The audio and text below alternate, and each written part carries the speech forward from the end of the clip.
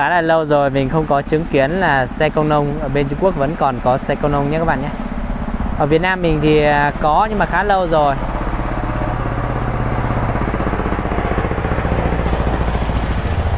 Hình như ông này quen quen đấy.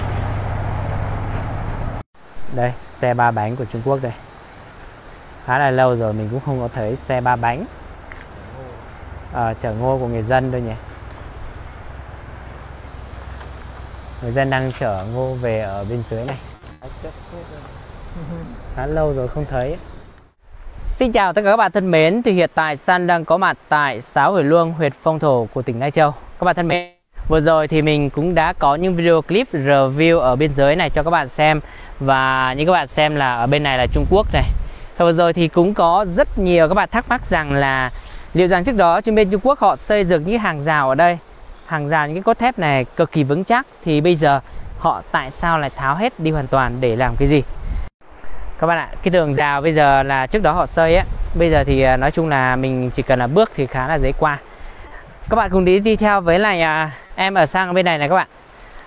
San với các bạn là trước đó thì họ vận chuyển hết toàn bộ những cái dây thép rồi là hàng rào thép của họ ấy, vận chuyển xuống ở chỗ này nhé các bạn nhé. Họ tháo hết hoàn toàn rồi là vận chuyển tập trung ở đây. Hiện tại bây giờ thì 12 giờ trưa nên là chắc rằng thì cũng mọi người bên Trung Quốc họ cũng nghỉ ngơi rồi.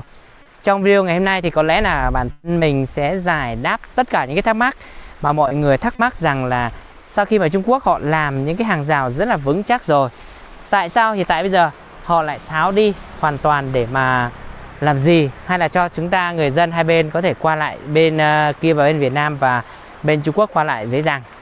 Đây các bạn này, ở chỗ này thì ở bên Việt Nam mình thì hầu hết là không có những cái tường rào nhé các bạn nhé, có nhưng mà thấp. Còn ở Trung Quốc thì cũng bây giờ thì qua rất là dễ thôi, qua thì cần một bước chân thôi. Bên kia họ tập trung hết tất cả những cái hàng rào là tập trung ở bên này. Đó, những hàng rào thép mà họ trước đó họ đã để giăng ở đây. Rồi chúng ta tiếp tục lên ở bên trên này thì sẽ có lời giải đáp cái thắc mắc mà cho các bạn thấy rằng là tại sao họ tháo tất cả những cái hàng rào đó đi để làm gì, mà khi thì mình mất công mất sức rồi vừa mất tiền bạc để làm các bạn ạ. Cho các bạn thấy là ở bên Trung Quốc á, đây này, đất nước của họ thì khá là khác ở Việt Nam. Dân Trung Quốc thì họ rất là thân thiện. Ngoài ra chính quyền của họ thì như thế nào thì chắc rằng thì chúng ta cũng không thể nào đánh giá được. Nhưng các bạn ạ, San cho các bạn thấy là ở bên này là họ trồng rất là nhiều mía này, rồi cao su này, cây thông này. Ở bên trên này có một cái khu hình như là họ làm đá hay cái gì đó. Ở bên trong này là một cái chợ của Trung Quốc ngày trước, là chợ phiên khá là lớn các bạn ạ. Chợ phiên giao lưu giữa hai bên Việt Nam và Trung Quốc ngày đó thì khá là lớn luôn. Đây, cái khu này họ trồng hết mía rồi. Giờ ok, anh em mình sẽ lên ở bên trên này cho các bạn xem nhé. Các bạn ơi, trước đó thì bản thân San cũng đã có những video clip về cái dòng chữ này này. Nhưng mà bởi vì là cái thời đó là có hàng rào che mất, bây giờ thì khá là rõ. Cho các bạn xem ba cái chữ này là chữ gì nhé các bạn nhé. Chắc là có khi mình dự đoán nhé, đó là biên giới Trung Quốc hoặc là biên giới Việt Trung. Chắc là họ để như vậy. Đây, từ cái chỗ này thì qua biên giới đó thì khá là gần đúng không vậy? Che mất cái chữ đó rồi. Đó, các bạn thấy không? Đây, vài bước chân là mình bắt đầu qua bên Trung Quốc rồi. Nhưng mà dưới này khá là sâu nha, các bạn chú ý. Mình lại bước xuống ở dưới suối này thì nước cuốn luôn. Các bạn biết cái chữ này như thế nào thì các bạn hãy comment ở bên dưới video này cho em nhé. Các bạn ạ, có lẽ là mình đứng ở chỗ này để chụp một cái ảnh ở đây thì khá là đẹp. Các bạn thấy cái biển đó, cái biển ở đây này. Rồi hàng rào thì họ đã tháo hết rồi. Theo như sự suy đoán của mình á, suy đoán của San đó là Trung Quốc và liền thải. Trung Quốc và liền thải nha các bạn nhé. Đấy là suy đoán của mình, hoặc là các bạn có những cái bạn thì nghĩ điều rằng là chắc là biên giới Việt Trung hoặc là như thế nào đó chúng ta không biết được. Nhưng mà chắc chắn là có những bạn giỏi tiếng Trung các bạn sẽ biết được. Đây các bạn này, cho các bạn nhìn lên trên đất của Trung Quốc kìa. Đó, trồng rất nhiều cây cối đúng không? Còn đất của Việt Nam này các bạn xem này, ở bên này nhé. Còn đối với mình á, khi mà mình quan sát các bạn ạ, quan sát ở Việt Nam hai đất đều khác nhau một chút về cái màu sắc cây cối. Lát nữa mình sẽ giải thích cho các bạn vì sao Trung Quốc lại đào hết những cái móng này, rồi họ làm lại những cái vấn đề gì, hay là cho chúng ta thông lưu qua. Các bạn, mình đã hỏi ra những ý kiến đó rồi. Đây rồi các bạn ơi, cái khu này thì trước đó họ đã tháo hết những cái hàng rào sắt, bây giờ họ thêm cứ lên một chút đi, thêm vận chuyển thêm những cái hàng rào mới rất là to. Khu bên kia phơi ngô nhiều nhỉ. Bây giờ cái khu này giống như trước đó một cái khu vui chơi mà.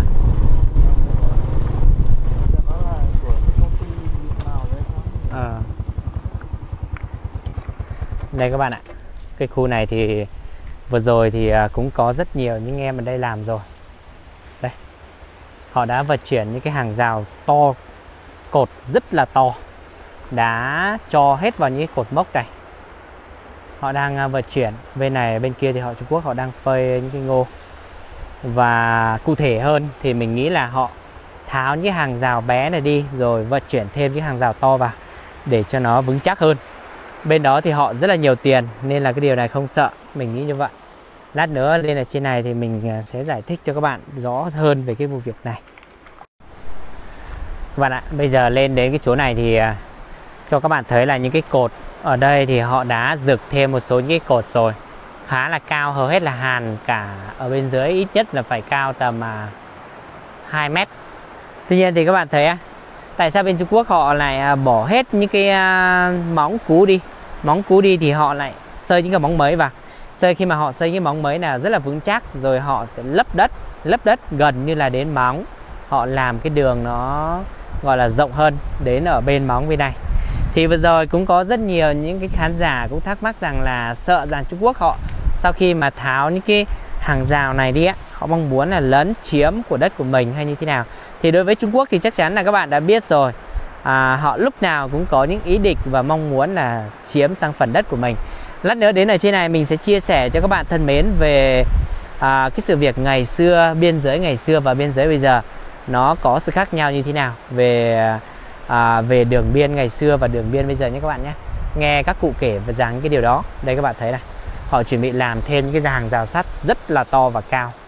Chắc chắn là trong tương lai có thể là rất khó có thể là vượt sang bên họ, rất khó để có thể đi qua đi lại các bạn ạ. Các bạn ạ, đây là cái lán mà của những biên. Đến đây thì mình sẽ xin phép chia sẻ sự khác biệt giữa Việt Nam và Trung Quốc họ làm đường biên như thế nào. Các bạn ạ, khi mà các bạn nhìn vào nhé, bên Việt Nam mình, xoay sang bên Việt Nam mình cho các bạn thấy này. Bên Việt Nam mình đường của Việt Nam mình phải cách một khoảng biên tầm là 30 mét mới đến là cái hàng rào của bên Trung Quốc. Còn ngoài ra ở bên Trung Quốc các bạn thấy này, họ làm đường mét tật sát tới cái bờ rào này luôn. Sau đó là họ còn đào những cái bờ rào này ở cao, họ đào thấp xuống, rồi tiếp tục họ sẽ làm đường sát hai cái bên bờ mét này luôn. Cái điều này thì chắc chắn là các bạn thấy là sự khác biệt giữa Việt Nam và Trung Quốc họ làm đường cũng như là ở đường biên là khác nhau lớn như thế nào. Ngoài ra thì các bạn ạ, ngoài ra thì mình nghe các cụ kể rằng ngày xưa đường biên là bắt đầu từ ở Tít, lúc đấy là suối chảy Tít ở trên kia xuống, sau đó là một thời gian là lúc đấy chưa có xây bờ rào như này các bạn nhé, chưa có xây những cái bức tường như này để ngăn con suối nó họ chảy con suối bắt đầu là chảy rách ngược sang bên này. Lúc đó bây giờ thì các bạn thấy này, ở bên Trung Quốc nhá, ở bên kia là họ có đất của họ có dọc. Nhưng bên Việt Nam mình bắt đầu vào trên này là bắt đầu là đến ngay ở bên trên đồi núi rồi, nhưng mà bên họ vẫn có đất, vẫn có ruộng để mà làm nhé các bạn nhé. Đây là một số những câu chuyện mà ngày xưa người ta kể rằng như vậy. Các bạn ạ, cái chỗ này thì có các bạn rất là quen thuộc với cái thời điểm này rồi.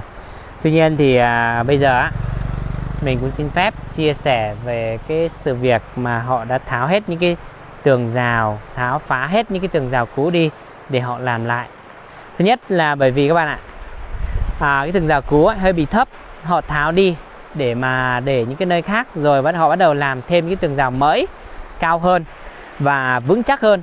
Tuy nhiên á, khi mà các bạn nhìn nhé, họ đào hết những cái xung quanh này, họ đào hết những cái móng cú đi ấy, là mục đích của họ là họ sẽ tiến cái đường, làm cái đường của họ rộng hơn để mà thật sát với cái gọi là cái tường mà họ đã xây bức tường chắn này ấy. Nên là họ xây như này. Chứ thực ra mà vừa rồi thì nghe những cái thông tin cho rằng là họ chuẩn bị mở cửa để cho người dân người ta lưu thông lại với nhau, thì chắc chắn là đối với bản thân mình nghĩ là không có đâu các bạn ạ. Bởi vì Trung Quốc á, một khi mà họ đã xác địch và đóng cửa với lại dịch hiện tại bây giờ như thế này thì họ ít khi mà họ sẽ làm cái điều đó các bạn. Ở bên này là xe quân đội đấy, biển số xanh mà kìa, cứ quay họ đi. Xe của quân đội họ vừa qua, họ nhìn mình sợ là không biết họ nghĩ mình làm cái gì các bạn. Điều đó thì chắc chắn là mình không có qua bên họ, cũng đứng ở Việt Nam mình không có sợ, nên là chỉ là chia sẻ cùng với các bạn thân mến.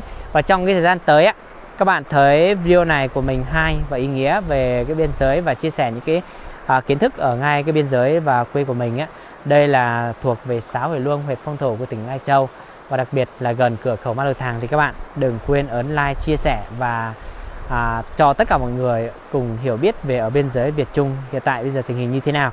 Và trong thời gian tới thì còn có rất nhiều những cái câu chuyện mình sẽ chia sẻ cùng với các bạn liên quan đến biên giới. Ở cái khu biên giới này là các bạn ạ, khá là xa và khá là dài tít. Ở bên trên còn có những cái đồi núi khá là cao, không thể nào mà làm được những cái hàng rào như này. Và nếu như các bạn bây giờ quay trở lại với cái câu chuyện mà ở biên giới á, nếu như các bạn mà thấy video này hay, ủng hộ bản thân của mình, thì mình sẽ tiếp tục làm những video clip hay hơn và sẽ vào thiết thực hơn với những cái chủ đề mà ở chia sẻ cùng với các bạn về biên giới.